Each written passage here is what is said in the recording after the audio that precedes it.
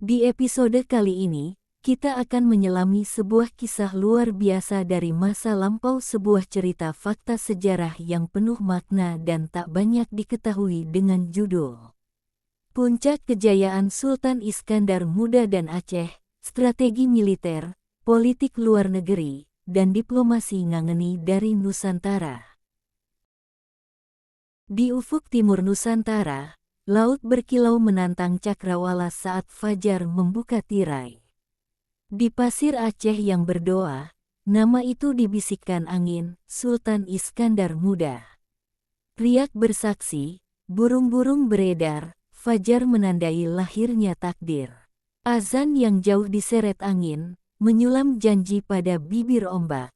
Di balairung beraroma tinta dan kitab, tatapannya ditempa oleh peta dan waktu.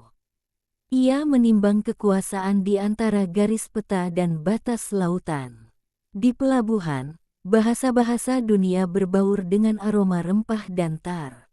Di antara pilar ukir, ia menyaksikan dunia mengalir lewat gerbang Aceh. Iman, niaga, dan kuasa dipilin seperti tali tambat di dermaga. Di Malaka, lentera bergetar dan meriam disiapkan, namun di Aceh rencana lahir dalam senyap.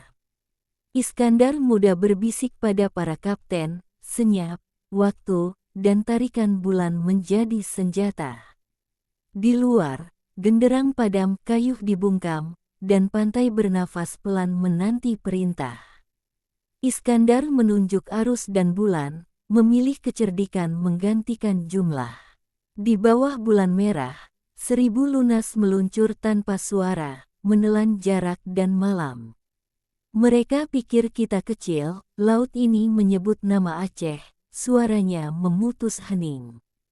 Sinyal berkilat sekali, lalu padam, armada pecah jadi sayap pemburu.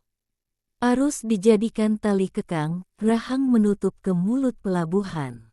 Fajar pecah dan langit meledak, kapal api menerjang jangkar-jangkar musuh. Tembakan bertubi, dinding asap robek, kait naik, takbir menggulung baja. 2 galeon oleng, 1 terbakar di garis air dan rebah dengan jerit tiang. Sayap Aceh memisah, membentur, dan membanjiri geladak dengan gelombang terlatih. Arus surut menarik bangkai, sisanya lari kalang kabut dari amukan timur. Di aula berkubah, Sultan menatap bendera koyak di balik jendela kisi, kemenangan terasa pahit.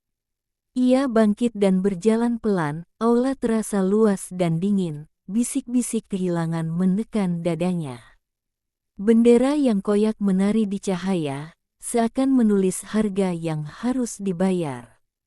Sultan berhenti, menahan napas, setiap langkah terasa seperti jumlah pada catatan darah. Di balai, bangku berderit, 2 bangsawan bersilat lidah, perhatian menyamar sebagai keirian. Di serambi masjid senja, ulama terhenti sejenak, kemuliaan untuk Tuhan, atau ambisi manusia. Di ambang 2 dunia, Sultan berdiri diam, azan dan bisik istana beradu di dadanya. Setelah diam yang panjang, ia berbisik pada wazir tua, potong tunjangan dan atur tanah. Di antara pilar dan sajadah, ia memilih obat, disiplin, bukan penyangkalan. Di balkon senja, Sultan Iskandar Muda menatap laut tenang, hatinya tak tenang. Ia menyadari, senyap senja lebih berat dari gelegar perang. Ia meraba bekas luka, ingatan pada meriam, perjanjian, dan sumpah asin. Langkah jauh memudar, hanya seruan azan dan kicau sore mengiringinya. Seorang pelayan meletakkan cawan kuningan, lalu pergi tanpa sepatah kata.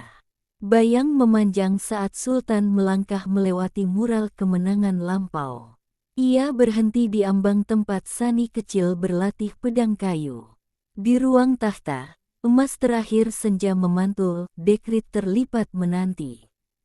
Bisik-bisik di istana berputar, ia mengangkat dekrit tanpa amarah. Pengkhianatan kadang berwajah belas kasih, bangsa harus didahulukan.